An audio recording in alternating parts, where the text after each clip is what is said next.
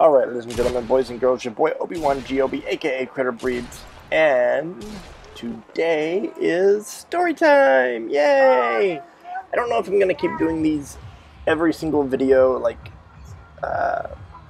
every upload I do is gonna be a story time. I don't think that's gonna be how it is, but I thought, why not? Today's video is about education and learning, and let me explain to you how my early childhood education was. So, kindergarten, first grade, not too big of a deal, just normal everyday stuff for little kids. And then second grade, I did exceptionally well. I was in a new district and I was challenged, like I was doing really good, and I was able to successfully complete second grade. Not the top of my class or age group, but pretty dadgum close to the top.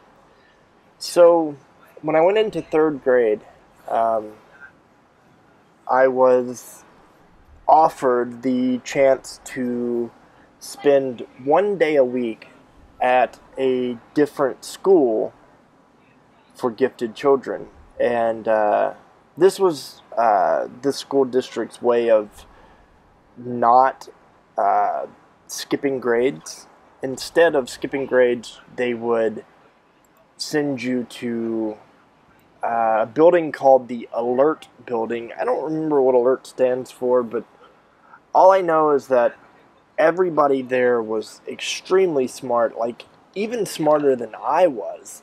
And it was kind of intimidating, but at the same time, like, very fun, because we did all kinds of crazy stuff. Like, we were building bridges out of toothpicks and popsicle sticks and stuff, and then testing our idea of what would make a good bridge by attaching weights underneath the bridge in the dead center to try to crush the bridge. And it was really fun. And we learned all kinds of cool stuff, we learned about advanced species and stuff like that, and then we learned different things like how to remember the presidents by telling a story. And while that was fun and all, and I did learn that, I cannot tell you what that story was. All I know, it was in a book, and this was back in the 90s, so you can look it up yourself. Anyway, what I was getting at is this extra, like, advanced school, one day a week was absolutely amazing. We did math. We learned about stock market and computer programming and all kinds of stuff that you just wouldn't learn in your regular third, fourth, fifth grade classes. And it lasted from third grade to sixth grade. And during that time, like, Alert was the only thing that was constant for me. It was, I went there to the same building one day a week, and I was there with my grade group, and it was kids from all the different schools in the district. Like, one day of the week it was third grade, next day it was fourth grade, fifth grade, sixth grade. You know what I mean? So, it was really, really fun, and that was a constant, because during my early childhood in school, the problem was the school district. I never moved, but the school district could not sort out how they wanted to go about what elementary school each area of the county went to.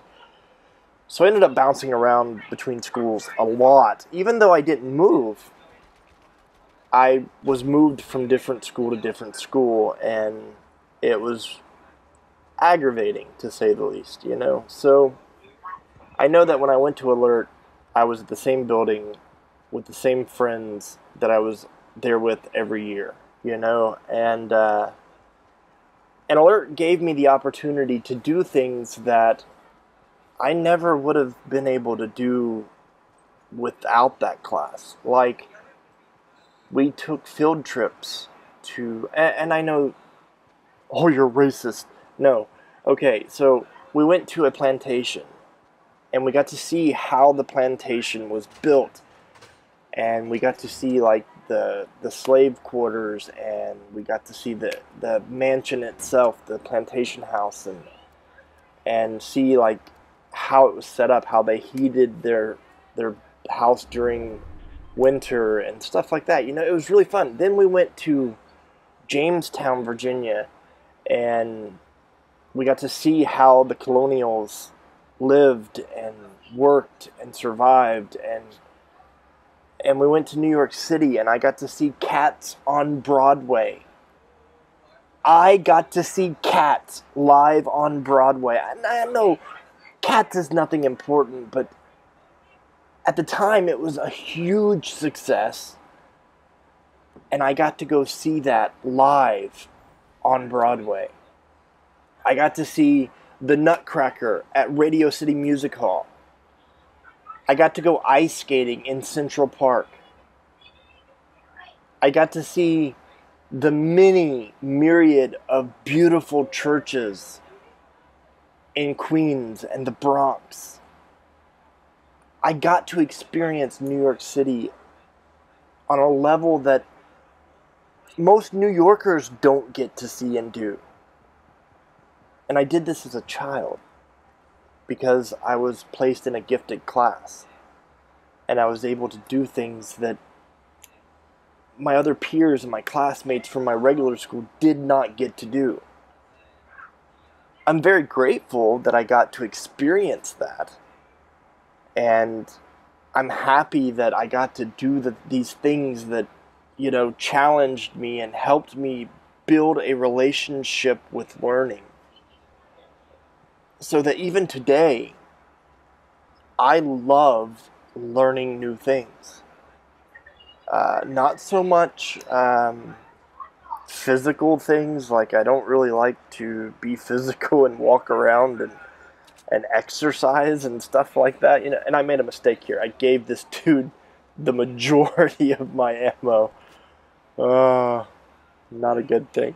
But he did give me a shield. So anyway, what I was saying is, you know, I got to experience these things and do these things, and it was absolutely amazing. Flash forward now, and I have children. And one of my children is the same as me. And so I'm hoping that they get to do the things that I got to do, because that would be amazing. You know, I mean, challenge them. Make them learn things that, as long as they can grasp it, make them learn things that other kids their age aren't learning. Did it make a difference in my life? Sure. I learned all kinds of things that I put to use on a regular basis, you know? I look at things strategically, scientifically. I look at things and break them down and look for the raw thing inside of the thing that I'm looking at. And I'm using that knowledge now to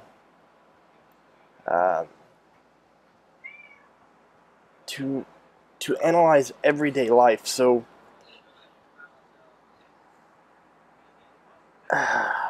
recently, I want to say like yesterday, night before last, this video is coming out quite a while away, so I'm going to say recently there was a shooting in Vegas. And, you know, the initial reports, the initial documentation was that this guy busted out his 32nd floor window and fired into a crowd of 22,000 people, slaughtering what I've been reading now as 58 people and injuring 200. Now, you look at all the evidence and you think, okay, what did this guy have? Like, what would this guy be doing that? And the thing is, there was no reason. He had no motive. There was nothing that this guy, I mean, okay, so then you've got ISIS saying they were responsible for this guy. And you've got Antifa saying they were responsible for this guy. And you've got the left saying, oh, it's a white supremacist domestic terrorist. And you know, you've even got people like Philip DeFranco. I love you, dude, but, and you may be right. Maybe, you know, technically what happened is terrorism, but I don't think this guy that they're pinning this on is who did this. Because here's the thing. I've talked about this with my friend, who we bounce these things off of each other quite regularly. We discuss, you know, what's going on in the world every day. And, okay, so here's the thing. There's video that show shots coming from the 4th floor. It'd be a whole lot easier to hit someone from the 4th floor than it would be from the 32nd floor. And then you look at what happened prior to the shooting. The guy had been playing $100 rounds of poker in the casino. So I'm thinking this guy was brought to Vegas to gamble, and they cheated him, and he got pissed off, and he went back to his room, where a government agent was waiting for him with a room full of guns. They execute the guy, bust out the window, and over a radio system, trigger the team on the 4th floor, who start massively executing people on the street. This is all part of the government's way to force gun control on everyone. You know, that's what it is. This wasn't Antifa. This wasn't white supremacy. This wasn't ISIS. This wasn't a lone gunman. This was a government false flag operation to simply take away freedoms of the American people. Now, how does this tie in with education? Here's the thing. If you don't learn history, and you don't read the Constitution, and you don't learn how to examine the Bill of Rights and the Declaration of Independence and all these historical documents, you're never going to grasp what your rights are as a people. And this is where I honestly feel like the left is totally wrong. They want to install a government that has supreme power. So they're rioting, and they're attacking, and they're protesting, and they're being aggressive and violent, trying to get that government.